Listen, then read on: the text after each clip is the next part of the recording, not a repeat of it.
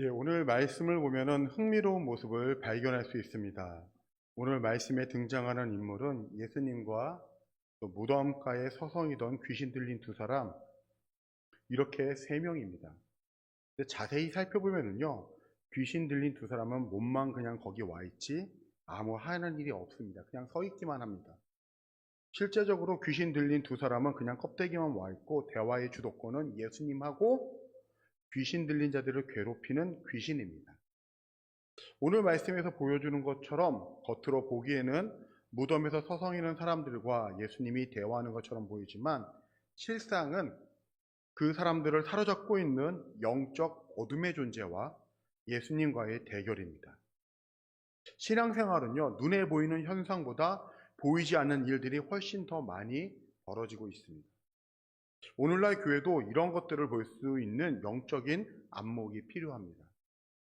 예수님 시대뿐만이 아니라 지금도 자기 정체를 숨기고 교회 곳곳에서 분열과 분쟁을 조장하며 공동체를 무너뜨리려는 그런 악한 영의 도전은 계속되고 있습니다. 사단이 가지고 있는 무서운 속성 중 하나는요, 자기를 숨기는 데 탁월한 것입니다. 드러내지 않고 위장하고 찾아와서 성도들 사이를 이간질하고 싸움질하게 만들고 심지어는 세상에서 가장 가까운 남편과 아내 또 부모와 자녀의 관계까지도 망가뜨리려고 하는 그런 악한 어둠의 세력들은요, 지금도 우리 곁에 있습니다. 이렇게 위장하고 찾아와서 분별하기 어려운 존재가 바로 이 사단의 세력입니다. 그래서 항상 우리에게 두려움을 가지게 만들고 긴장하게 합니다. 근데 오늘 말씀을 잘 살펴보면은요, 어둠의 세력들에게는 몇 가지 특징이 있습니다. 첫 번째는 이들은 무덤에 사는 존재입니다. 28절 말씀을 다시 보시면은요, 또 예수께서 건너편 가다라 지방에 가심에 귀신 들린 자 둘이 무덤 사이에 나와 예수를 만나니. 저는 이것이 상징적인 의미가 있다고 생각합니다. 무덤은 죽은 자들이 누워 있는 곳입니다.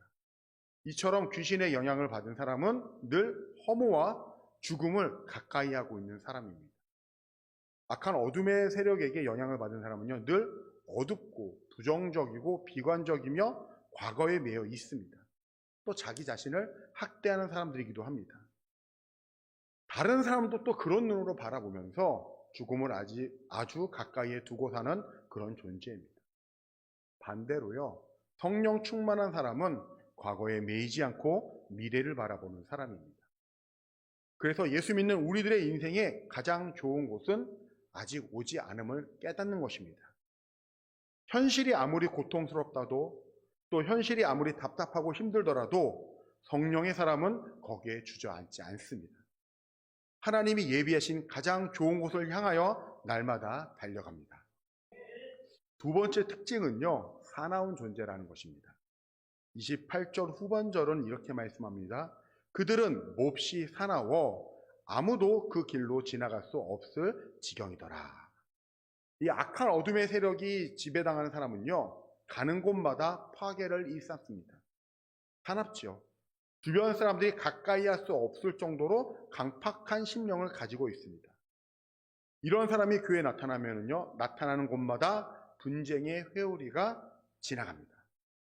이런 사람일수록 위장의 대가인 사단의 영향을 받아서요, 옳은 말을 하고 공의의 잣대를 내놓을지라도 여기저기 찢어만 놓습니다. 간혹 성령 충만을 경험했다는 사람들 가운데 이상하게 파괴적이고 또 굉장히 사나운 사람들을 간혹 보게 됩니다. 누구의 영향을 받고 있는지 알 수 있는 증거는요, 그가 어떤 열매를 맺느냐입니다. 성령 충만한 사람은 성령의 열매를 맺습니다. 성령의 열매는 그런데 사납지 않습니다. 성령의 열매는요, 절대로 파괴적이지 않습니다.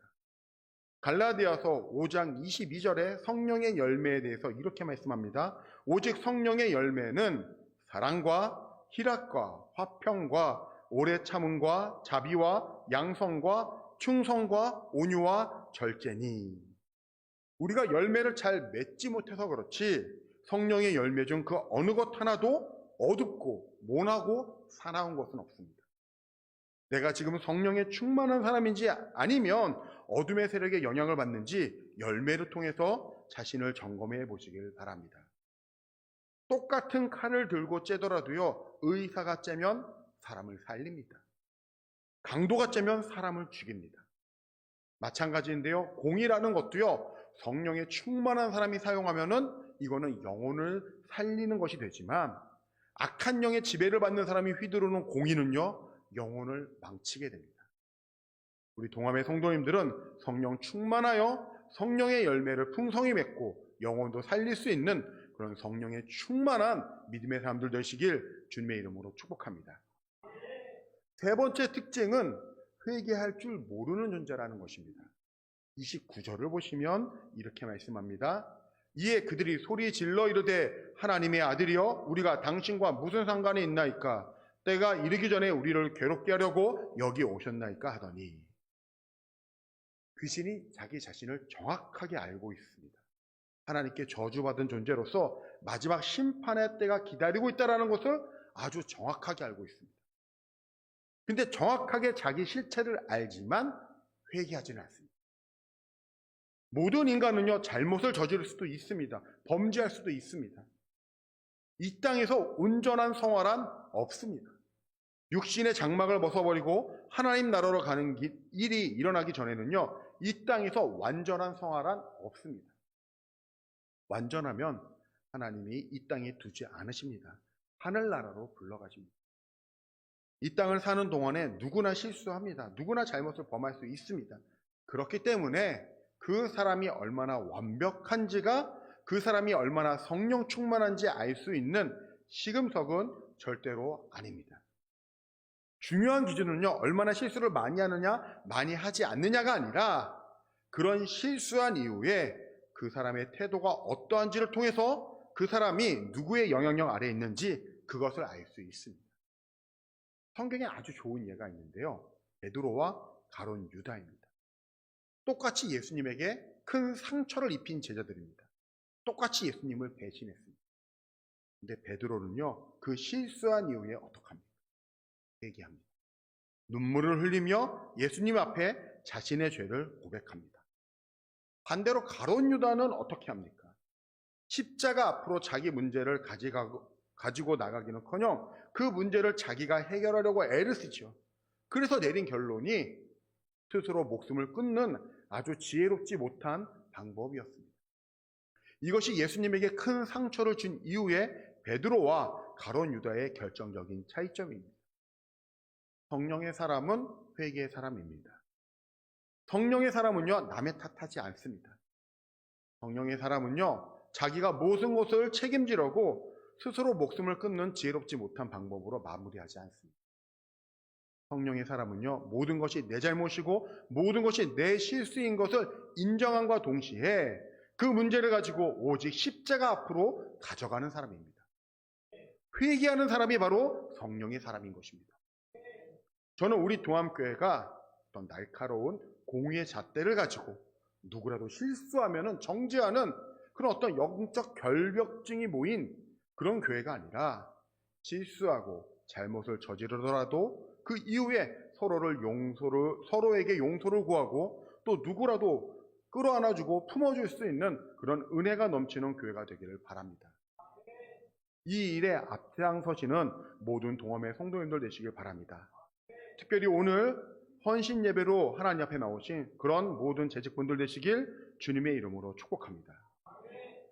이제 오늘 말씀을 준비하면서 제 마음 가운데 불편함이 있었습니다. 왜냐하면 귀신 들린 사람의 특징과 비슷한 모습이 우리에게도 많이 발견되기 때문입니다. 오늘 말씀에 나오는 귀신 들린 사람처럼 완전히 지배당한 사람도 없지만 또 악한 영의 세력으로부터 완전히 자유로운 사람도 없어 보입니다. 그렇다면 성령의 인도하심을 받은 하나님의 백성으로서 우리는 어떻게 해야 할까요? 이 질문에 대한 답을 나누기 전에 오늘 말씀을 통해 발견한 중요한 한 가지를 먼저 나누고 싶습니다. 오늘 말씀 속에 보잘것없는 귀신 들린 사람을 대하는 예수님의 모습을 보면서 참 큰 위로를 받고 깊은 은혜를 받았습니다. 32절을 다시 한번 보시면요, 그들에게 가라 하시니 귀신들이 나와서 돼지에게로 들어가는지라 온 떼가 비탈로 내리달아 바다에 들어가서 물에 몰사하거늘.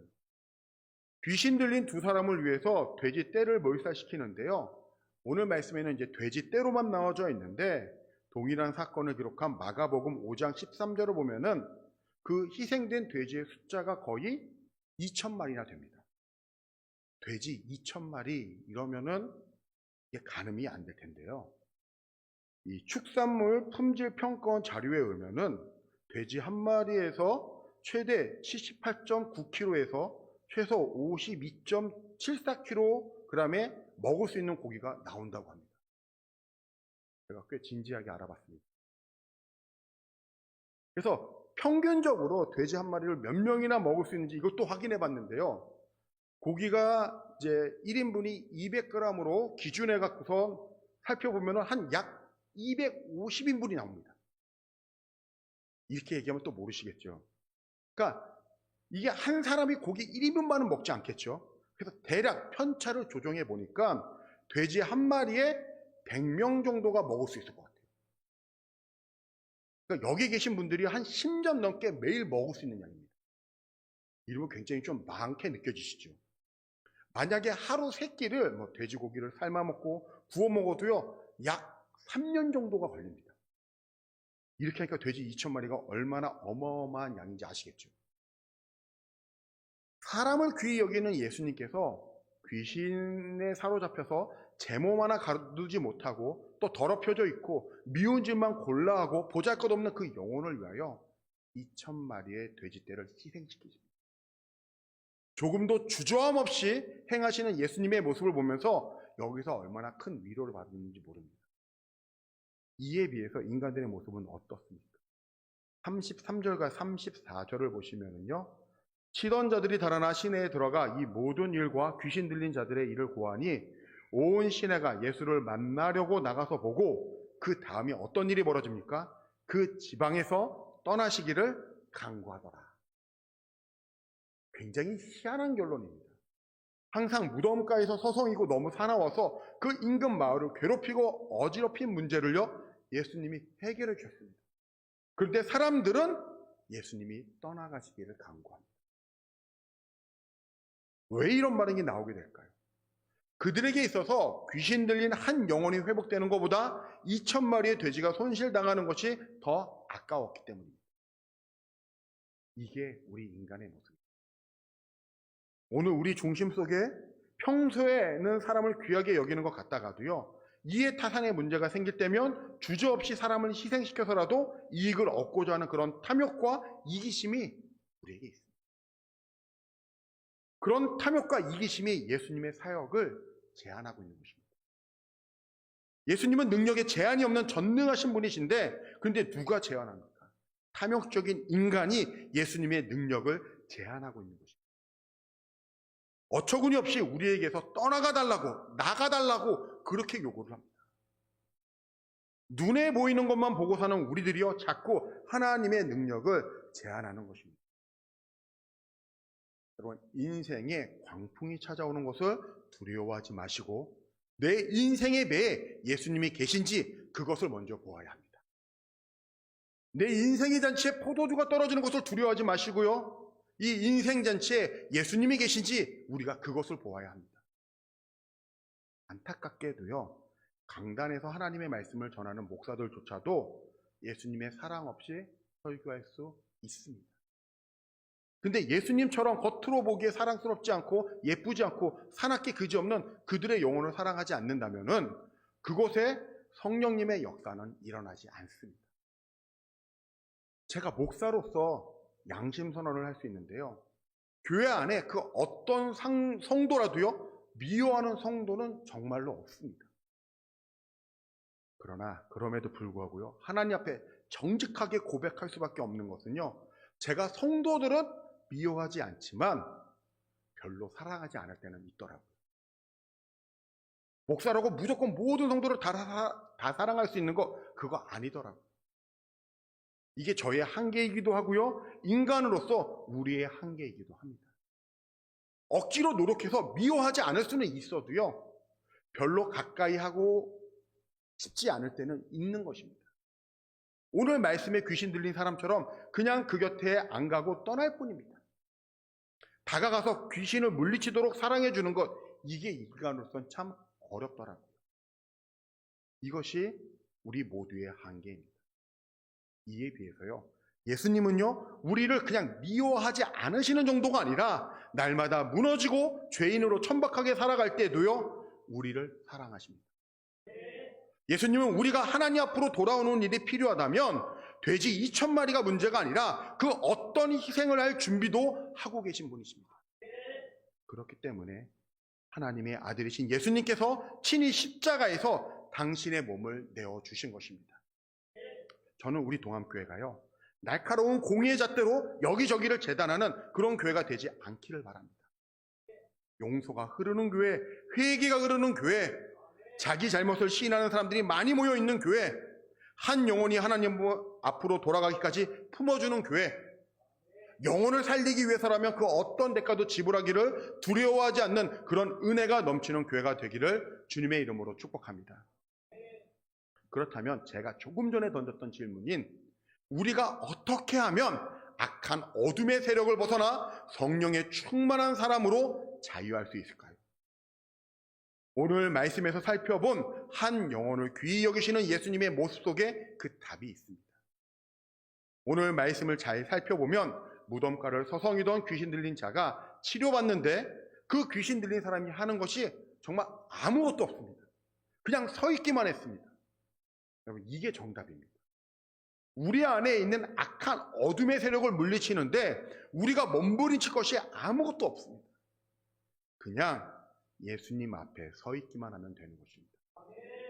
귀신 들린 자가 한 것이 아무것도 없는 것처럼 그렇게 예수님 앞에 서 있으면 되는 것입니다. 예수님과 마주쳐서 하나님 앞에 서 있었던 것, 그렇게 우리가 하나님 앞에 서면 되는 것입니다. 귀신 들린 자들이요, 작정을 하고 계획을 한 것이 아니라 우연히 만나게 된 것입니다. 오히려 예수님께서 그들을 찾아가신 것입니다. 어둠의 세력을 물리치려고, 악한 것들하고 싸우려고 우리가 애쓰지 않아도 되는 것입니다. 그냥 하나님께로 가까이 나가기만 하면 됩니다. 빛 대신 주님 앞에 서 있기만 해도요, 주님이 그들을 물리쳐 주실 줄로 믿습니다.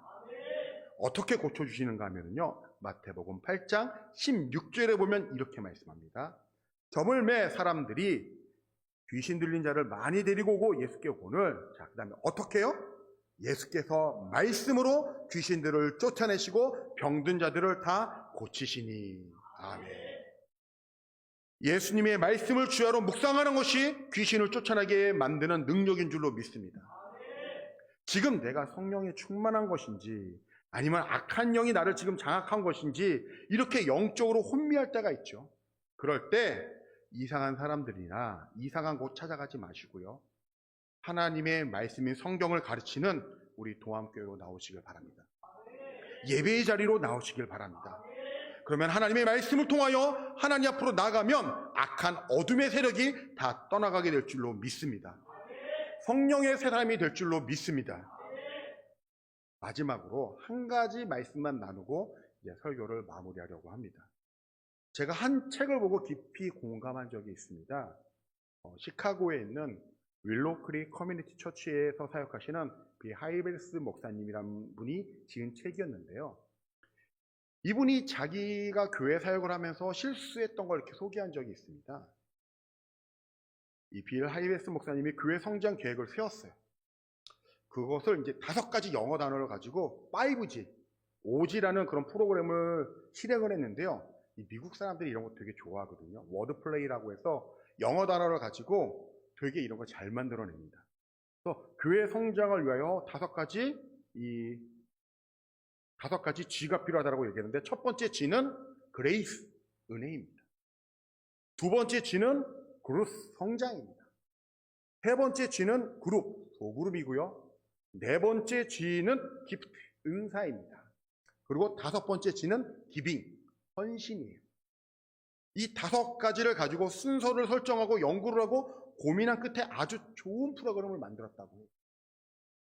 이 첫 번째가 은혜인데, 잃어버린 한 영혼이 예수 그리스도를 만나 믿음이 생기고 새 생명을 얻게 만드는 것이 이게 은혜라는 거예요.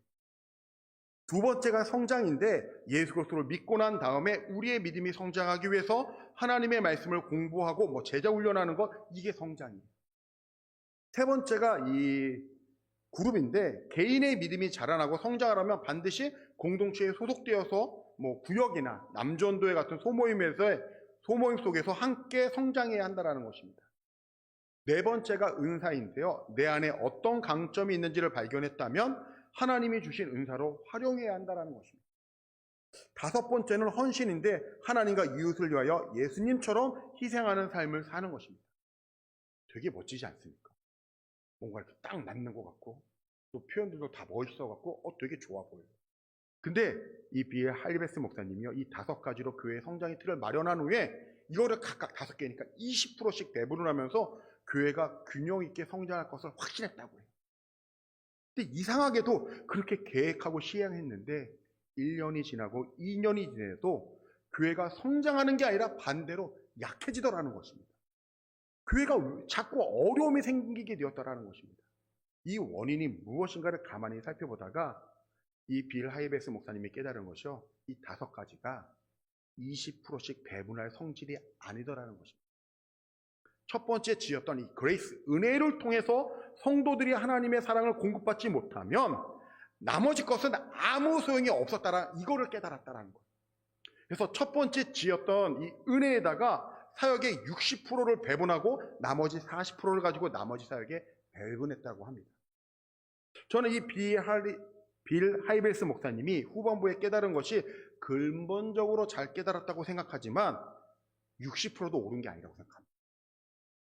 하나님의 은혜에 100% 의지하는 것이 그것이 교회라고 생각합니다.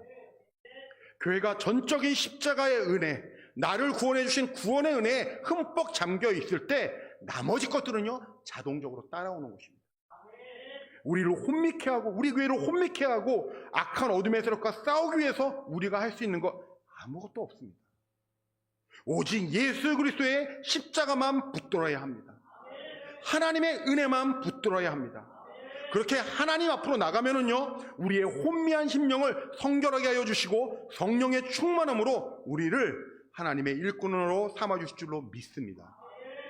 이런 귀한 은혜가 함께 하시는 우리 동함의 모든 성도님들과 특별히 헌신 예배로 하나님 앞에 영광 돌리는 우리 동함의 모든 재직분들 되시길 주님의 이름으로 축복합니다.